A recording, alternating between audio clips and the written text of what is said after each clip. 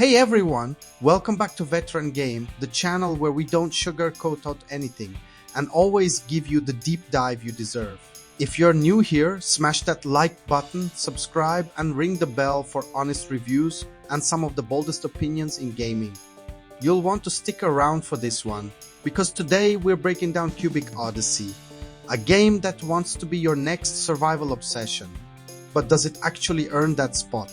Let's find out. So you boot up Cubic Odyssey and right away the visual style kind of hits you over the head. Every planet is a cube floating in a psychedelic nebula-soaked universe. And honestly, that first moment when you crash land and watch the planet morph and expand under you is straight up magical. You think, okay, maybe this is more than just another No Man's Sky or Minecraft clone. Each planet is its own unique biome too. One might be nothing but water, another all magma, another a weird forest of neon mushrooms. There's a clear sense of personality here, and exploring new worlds is genuinely fun, at least at the start. The game lets you choose between survival and creative mode, which is great. Survival is the classic: Minecraft, manage hunger and power, fight monsters and pirates, and try not to die. Creative strips away all the stress, so if you just want to build stuff and relax, that's an option. Either way, the core loop is the same. Crash on a planet, scramble to gather resources, craft gear, repair your busted ship, and blast off to the next world. Rinse, repeat, grind, and if you're like me, maybe question your life choices a few hours in. Here's where the Odyssey really starts. Everything you do is tied to batteries. And I mean everything.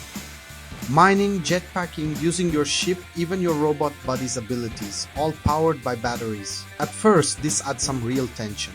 You're constantly running out of juice, shuffling through your inventory, and desperately crafting more batteries just to keep moving.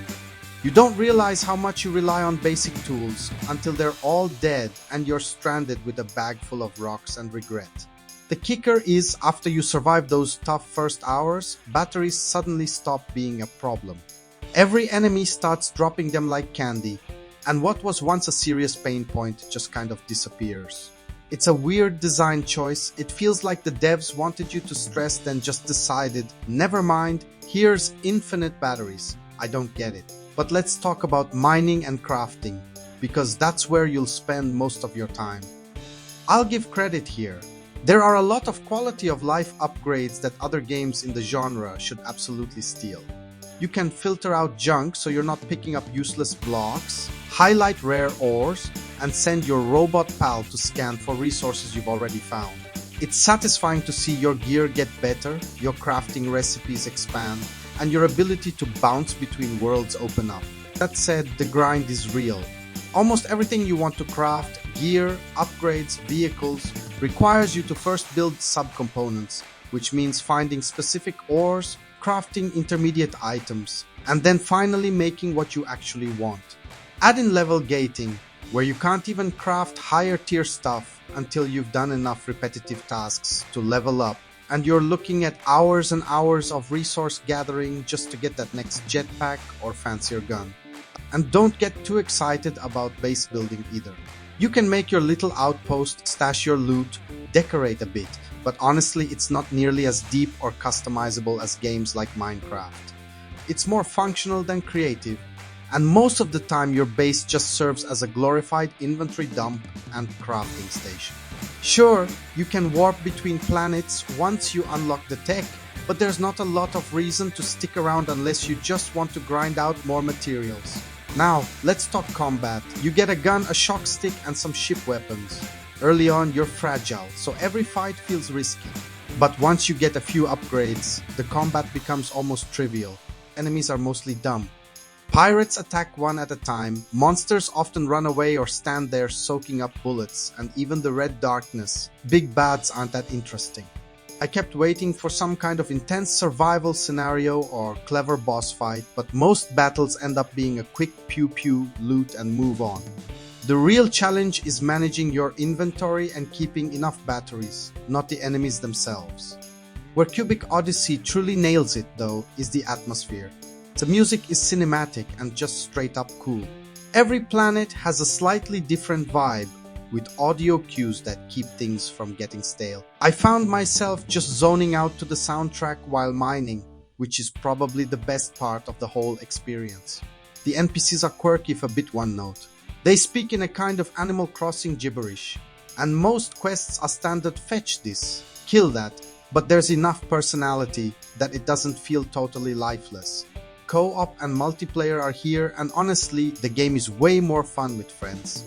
Building, exploring, and grinding resources goes from tedious to actually chill when you've got someone to complain about the batteries with. There are a few bugs and occasional lag, especially on console, but overall it's a solid feature if you're looking for a multiplayer survival fix. So, what's the final verdict? If you're obsessed with survival sandboxes, love mining and crafting, and don't mind a hefty grind, Cubic Odyssey does enough right to be worth your time, especially if you catch it on sale or jump in with friends. The visuals are gorgeous, the soundtrack slaps, and there are just enough unique mechanics to keep things interesting, even if most of them boil down to manage your batteries and hoard everything. But if you're after a strong story, tight combat, or the kind of limitless creativity you get from the absolute best in the genre, this one might leave you cold.